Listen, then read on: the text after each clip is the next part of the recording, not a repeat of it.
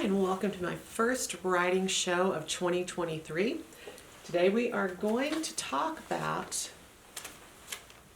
what to write in 2023. I'm also going to show off my new office, which I'm very pleased about, my new office, and talk about writing freedom with Will Keenauer, have some thoughts from Brenda Euland, and then we're going to enjoy talking about some small things that we can write this year. Everybody can write this year. First of all, my office. All right. So, this is an old desk. This is the corner of my bedroom. So, to the left is the bathroom door. Over here is the door to the outdoors, because this is a converted garage. And on top of this desk, this is an upside down, or this is a right side up, sorry, bench, just an old bench that was due to be trashed. And then on top of it is a shorter bench. This one is upside down. On the boards right here, the support boards on this bench, it fit exactly this old milk crate, which has manuscripts in it, which I think in this new year I'm going to read one more time and put in the trash, because I think it's time to be done with the old and in with the new. But we'll take a look at it first. I think it might be holding me back a little, be thinking, well, I have this and I have that and all that. I think it's just time for a fresh new thing. On top of it, I just happen to have these trays that fit exactly. Another manuscript. Fiction. So please, I have two trays that fit right up on top of this. So in this little bitty space, I have all kinds of possibilities in storage, and I'm just very, very happy. So I'm trying to make this really pleasant for me. So I've got some art that I love, and I don't know if you can see a picture of John when he was a baby, and has some fresh flowers. Well, they're not all that fresh now, because the candle just burned the bottoms of my carnations. Move my candle. But anyway, I've got this all set up, and my little laptop, and just printers up there. Lots of treasures here and things that I enjoy. And then I'm actually dressed to write for me. I want to talk a little bit briefly about costuming. Costuming is huge. You know, we've heard of dress for success, and you think about this person in this Armani suit. For me, success in writing is I've got a man's shirt with the sleeves rolled up. I've got the thing that makes me so happy, which is sparkle on my wrist. And then my hair was not making me happy, which is nothing new. So I tied one of my favorite scarves, which is very colorful. I don't know if you can really see, but you know, I'm dressed for success. I'm dressed to write. I'm comfortable. And I don't know what it is about men's cotton shirts, but they always make me feel like getting creative and make me happy. So I'm dressed up. Now, everything comes back to, every problem comes back to some kind of fear. And so I like these two authors, Brenda Euland and William Keenauer, for helping with fear. And one of the things that we always fear is our stuff is not any good. And so I want to read a little bit of what he says about that. He says, I do know what I'm interested in and curious about. I can always answer the question, what do I want to say, because it is always as close as my own heart. And he says that when I allow myself to ask the simple question, what story would I like to tell, without giving one thought to how others will receive it. Let me just read exactly how he says it. What story would I like to tell without giving one thought to how others will receive it? You will feel as good as you possibly can. The moment you ask that question, unfettered by the unanswerable fear that someone else might not like it, you are free. And freedom is your natural state of being. Most of us are so unused to freedom that it feels unnatural. It's no small thing, creative freedom. What you are most curious about is as unique to you as your fingerprint.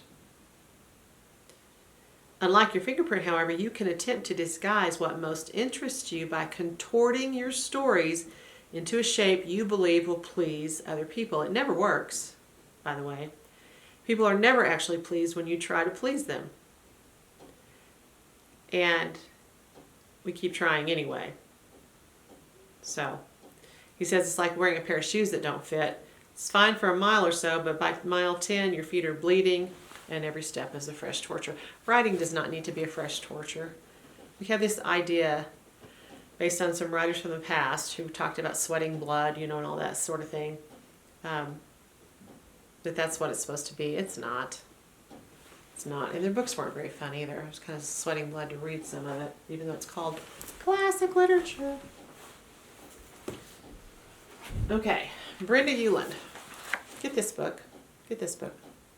It will give you joy if you want to write. So she's talking a little bit about the same thing. And she says, she's talking about people that are not, they need independence and manliness to write as they like. But if they don't have that, they're not creative. She says, yes, you must feel when you write free. You must disentangle all thoughts.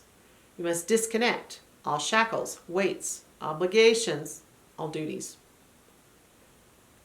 How many people tell you, write 1,000 words a day, write 5 pages a day, write this, do this, all these structures? Well and good. It doesn't work for me. The minute I start coming under that, you have to, you better, all creative juices stop. She says you can write as badly as you want to. You can write anything you want to.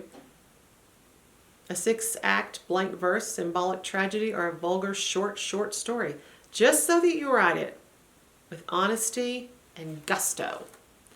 And do not try to make somebody believe that you are smarter than you are. Just forget all that. Okay. She says, while your writing can never be brighter and greater than you are, you can hide a shining personality and gift in a cloud of dry, timid writing.